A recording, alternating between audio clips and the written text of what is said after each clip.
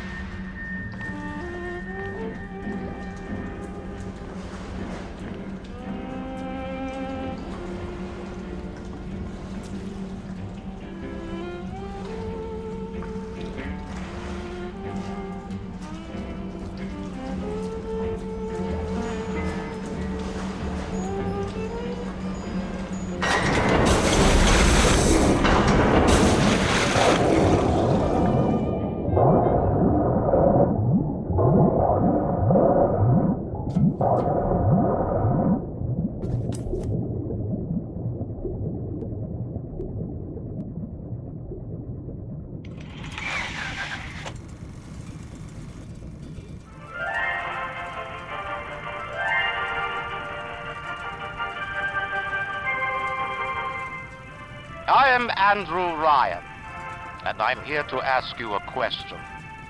Is a man not entitled to the sweat of his brow? No, says the man in Washington, it belongs to the poor. No, says the man in the Vatican, it belongs to God.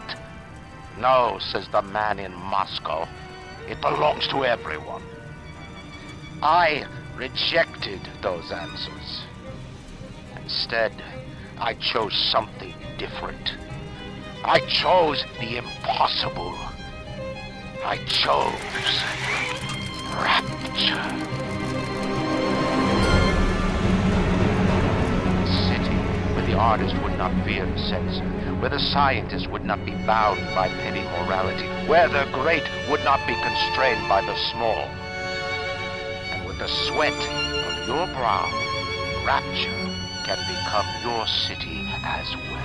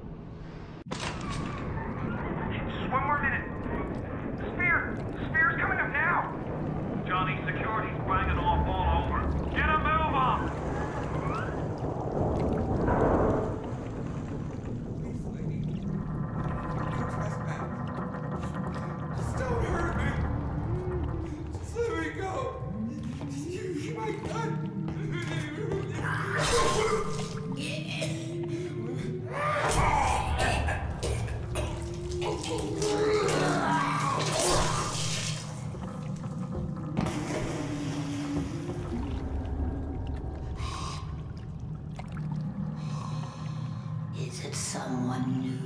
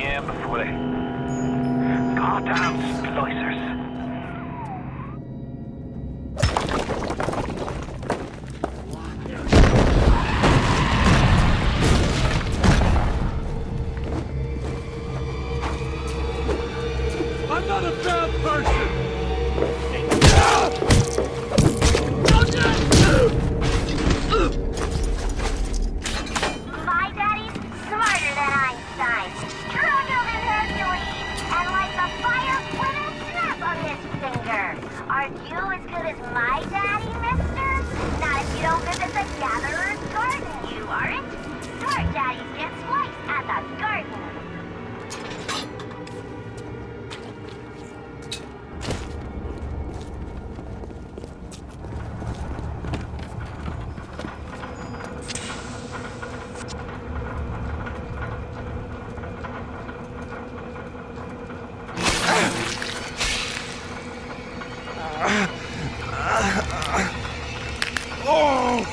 Steady now. Your genetic code is being rewritten. Just hold on and everything will be fine.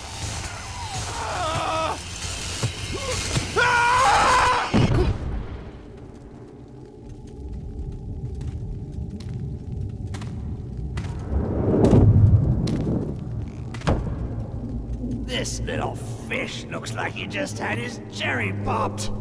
Wonder if he's still got some Adam on him.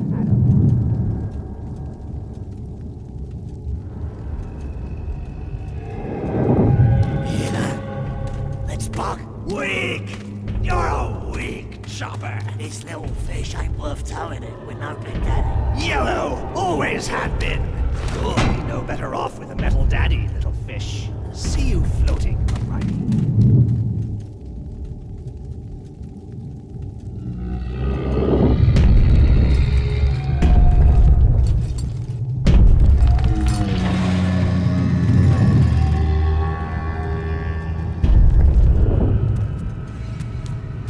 Look, Mr. Bubbles, it's an angel. I can see light coming from his belly. Wait a minute, he's still breathing. It's all right. I know he'll be an angel soon.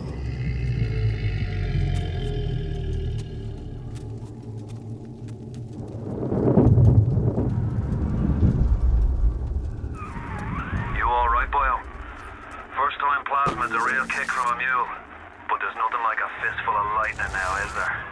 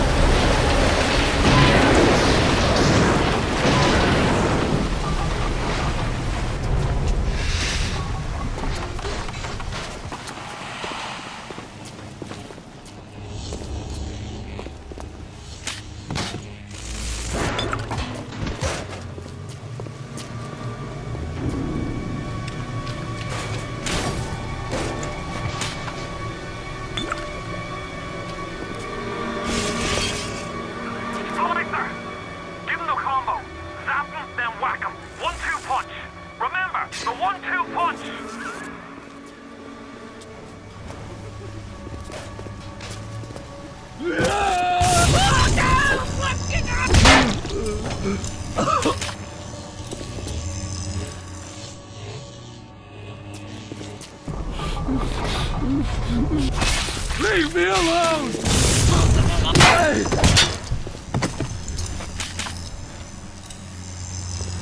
Tell Ryan I'm sorry.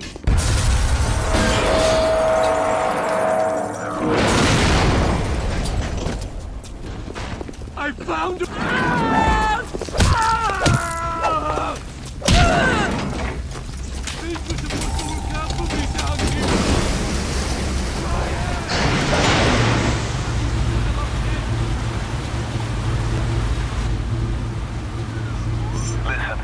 I've got a family.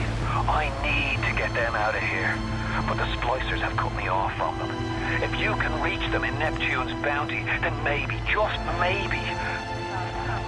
I know you must feel like the unluckiest man in the world right now. But you're the only hope I'll ever see my wife and child again. Go to Neptune's bounty. Find my family, please.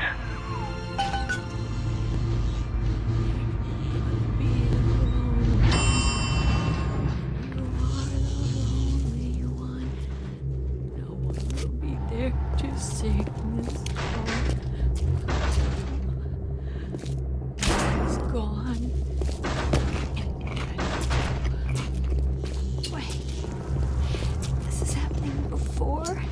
none. Why aren't you?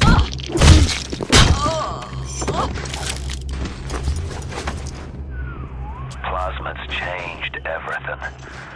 They destroyed our bodies, our minds. We couldn't handle it. Best friends butchering one another. Babies strangled in cribs. The whole city went to hell.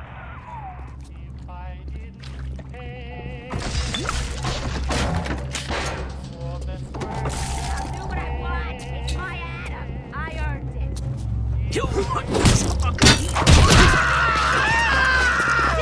Right. Charlie! Charlie, where you going?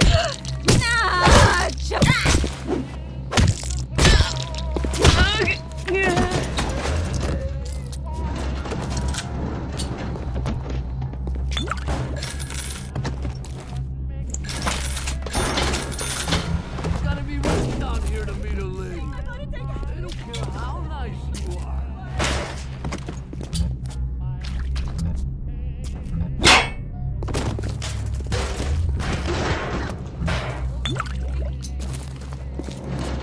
If you spot a splicer in the water, hit him with the electrobolt.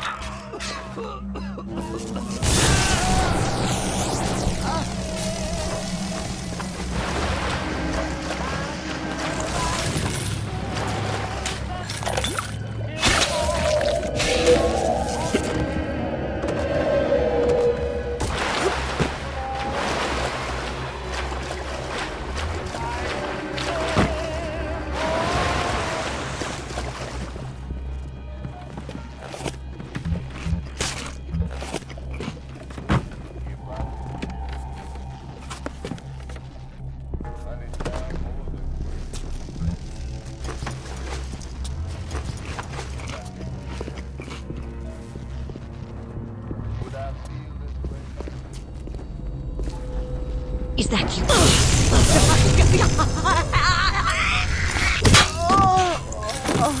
Why do I dream? And what is it that makes my head go round and round while my heart just stands still? Too spliced up. I'm too spliced up. Nobody's gonna want me.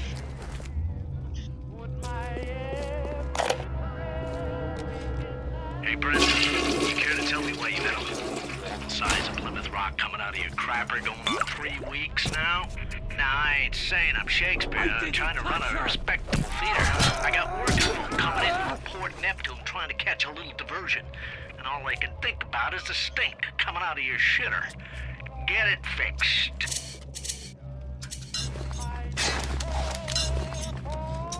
Hey, Brenda, you care to tell me why you've had a hole in the wall the size of Plymouth Rock coming out of your crapper going on 3 weeks now? Nah, I ain't saying I'm Shakespeare. I'm trying to run...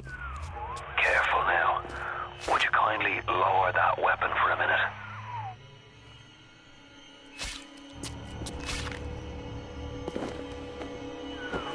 You think that's a child down there? Don't be fooled. She's a little sister now.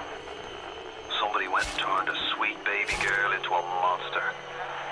Whatever you thought about right and wrong on the surface, well, that don't count for much down in Rapture. Those little sisters, they carry Adam, the genetic material that keeps the wheels of Rapture turning. Everybody wants it, everybody needs it.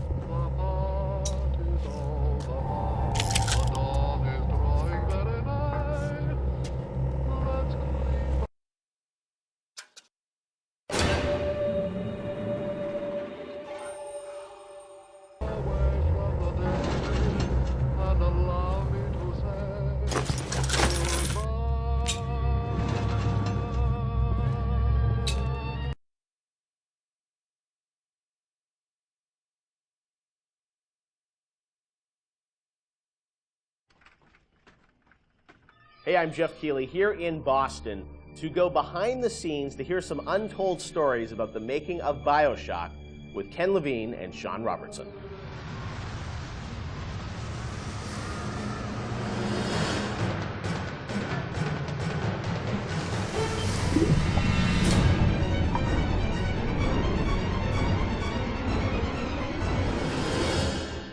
Let's talk a bit about the theme and setting of BioShock Rapture. I think a lot of people, when they played the game for the first time, Ken, they wondered, how did you even dream up this place? And I know you said publicly before that part of the reason you sort of, what led you to Rapture was this idea of fully simulating a place. Tell us about that sort of idea and the frustrations you had with other games where you sort of hit a bound. I think our philosophy was always to do what we were doing 100% rather than try to do something bigger and do it 50% or 40%. So one of the ideas of, and this sort of came from System Shock 2 as well, where you focus on an area that you can really bring to life and you kind of eliminate the questions of, well, why can't I go over the bridge to New Jersey? So we were able to really make a place, I think, that felt believable and real, even though in actuality it was really quite limited. But we just sort of dressed it with all these buildings outside that were all, were all basically glorified fakes. We let the story drive what we needed to show rather than some kind of like predetermined map which we set down, which is a little different than like System Shock 2, where we actually mapped a spaceship out deck by deck. Yeah. Because I don't know what the philosophy felt a little different there, because you want to feel like a real spaceship that was sort of stacked on top of each other. But Rapture was free to sprawl across the ocean floor. Although you guys originally, Sean, were talking about doing this game on a sort of spaceship again, right? Yeah, when we first started talking about what the spiritual successor to System Shock 2 was going to be, Spaceship came up, but again, we wanted a limited environment, and we didn't necessarily want to do Spaceship again. And our first actual exploration of this space was underwater, but ultimately ended up looking like a spaceship. It just happened to have a couple of seaweed fronds outside. And that started to push us towards what artistic statement that we wanted to make this look different, and what rules we were going to set for the world. How at every turn we were going to try to remind the player that they were in fact underwater and that this wasn't a spaceship. And how, like, underwater, we obviously know you did underwater, then sitting in the sky, like where did you come with the idea of like doing this underwater? I think there was probably a conversation. It's like, well, what kind of places could be cut off from other places? Yeah. Like, well, spaceship, summer camp, any island notion, right? Something that's cut off from the rest of the world. Yeah. So you never felt like you should be able to go over that bridge to New Jersey. I don't want to apply some deep and meaningful conversation. I think it was one of those ideas that you just kind of say, and then everybody's, that sounds cool. Let's try that. Let's go for it. And I think it lended itself to having very nice views out the window without having to build an insane amount of unique assets. Right. By today's standards, we still were a small team back then. And there's an expectation that because you're underwater, the view distances are going to be short, so you can really kind of fade out into the fog at a short distance and not have the expectation that, why can't I see forever? So there's a lot of limitations in a good way that we put on ourselves by being underwater, as opposed to, like, if you're on a cruise ship, then you'd expect to see across the water, and we'd have to deal with that. Same thing with an island. Or in a city in the sky. Yeah, exactly. Which was a lot more complicated, yeah. So you came up with the idea of, let's do this underwater, let's do this sort of isolated place. Then you had to answer the question of, why would someone build this? Is that sort of how it worked, sort of order of operations? You then had to come up with a story to explain?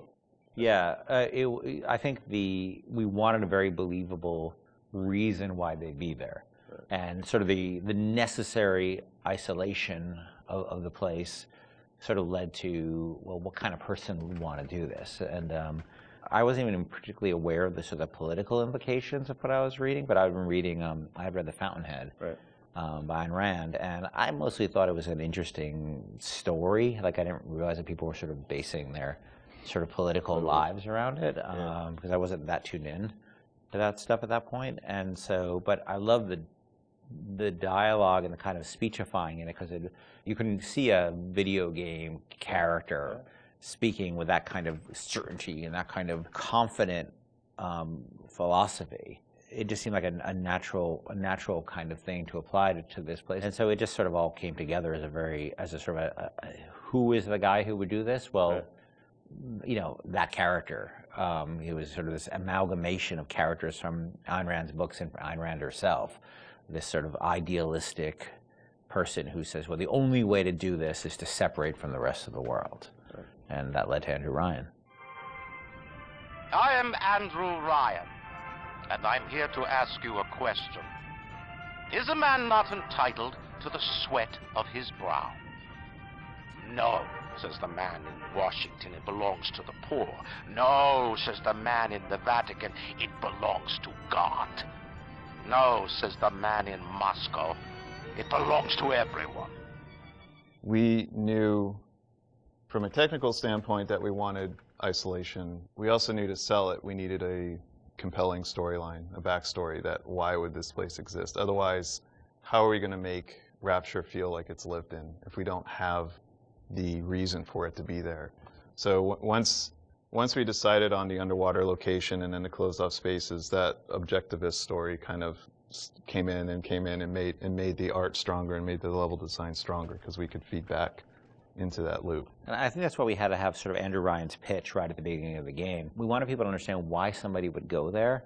And so he makes this very personal one-to-one pitch to the gamer, but also that was the pitch he'd make to people, which was, you know, there's a place that you can be free of all these things, where you could not be sort of put upon by the government and not be afraid of nuclear war and not be afraid of all these other things that will plague you on the surface.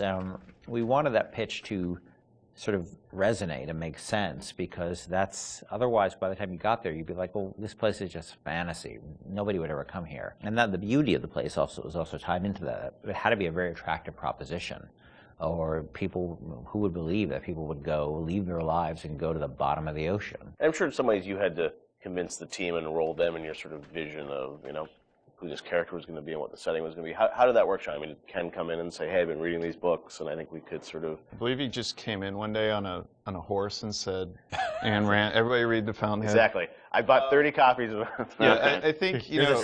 Here's a 2,000-page book or something. Yeah. Go read it. I mean, it really is more organic. You know, like I said, we knew that we had this location, and you struggle to fill it with stories, and you struggle to find meaning of why does this place exist? You know, what's my motivation? And as Ken started to explore Ayn Rand a little more and started talking to us about it, and we were having that conversation, and it's like, oh, this could totally work. Like, this is exciting. Like, this is something that really hasn't been done in a video game before. And if we had flipped it and come up with the idea first before the location, I don't think we would have really been that excited about it. But we had a location, and now we're trying to fill it with that story, and because of the order of operation there, you start to get excited, like, oh, I could totally make this work. This is going to really make it feel like a lived-in space. You know, as you think of sort of the, you know, the setting, and you think of maybe a character or something, was there a moment that you think back, it's like, oh, like right then and there, like I got excited when you attached the Ayn Rand For me, stuff it was going to Rockefeller Center and seeing the visual. So I told this story before, but my wife and I were in New York, and we went to Rockefeller Center, which was, if you go to Rockefeller Center, it basically looks exactly like Rapture. It's because every building, you're sort of encircled. It's this block in New York, or a couple of blocks in New York, where Radio City Music Hall is, and where 30 Rockefeller Plaza is, where you see that show 30 Rock, and the ice skating rink, and where they put the Christmas tree. And it's this very iconic location, but what's cool about it, it's all one, unlike the rest of the city. Everywhere you look, it's one architectural style. It's Art Deco. And it's very iconic Art Deco. And my wife and I were there, and we were sort of working on the game, and we didn't have a visual style. And all of a sudden, I started looking around, and I said, oh, this could be a visual for the game. Also, the geometry of it was actually quite conducive to making a video game, because it wasn't overly complicated geometry. Art Deco is quite bold and simple. Bold and geometric, and simple. And so my wife and I bought a couple of tourist cameras before iPhone cameras, you know. Throwaway cameras, yeah, throwaway cameras, those little Kodak things, and we just started photographing doorknobs and light fixtures, and just sort of developed the photos. Remember that? Brought them in and said, come to the office. Here's a stack of stuff. Here's a stack of photos. I'll see you guys in a couple of years. Go make this. City where the artist would not fear the censor, where the scientist would not be bound by petty morality, where the great would not be constrained by the small. And with the sweat of your brow, Rapture can become your city as well. So you had kind of a theme, you came up with an art style, some of the iconic characters, and then, you really had to build the narrative around it. And you've talked about, a lot of the themes in the game and, greed, jealousy, sex, violence, all the things that sort of, drive us or what destroy us. And that was something I think that, as you thought about the story of the game, you wanted to, I'm sure, reflect some of those, right? Because I think people love the characters, it's sort of flawed in a way, and this is a world which is its own little microcosm, but had a lot of tension inside of it. Yeah, I mean, the character of Ryan was sort of, he's basically invisible through most of the game, right? Except for a very small portion. But he's very present because he exists, the city is him, right? It's such a representation of him. We never want to cut away to a cutscene where you saw Andrew Ryan, planning and scheming. We wanted him to be very present without actually being present. But once you had Ryan, and once you had his desire to protect this vision of his, you just had to then come up with the characters who'd be arrayed in opposition to him. So we had this character, the Big Daddy, and then eventually the character of the Little Sister. And so characters like Tenenbaum came along, like, here's a person who's in opposition to him for this reason. And then you have, for more noble reasons. And then you have a character like Atlas, who's much more cynical opposition. Once we had all those characters arrayed, we're like, well, who are you? And, you ended up being a sort of, a pawn in the middle of all this opposition to Ryan. We just kept sort of homing in on that theme and making sure that you weren't, eventually figuring out that you couldn't just be here by an accident, that you're an integral part of this story, even though you don't know you're an integral part of this story. You think you're just there by happenstance. Look, Mr. Bubbles, it's an angel. I can see light coming from his belly. Wait a minute, he's still breathing. It's all right. I know he'll be an angel soon.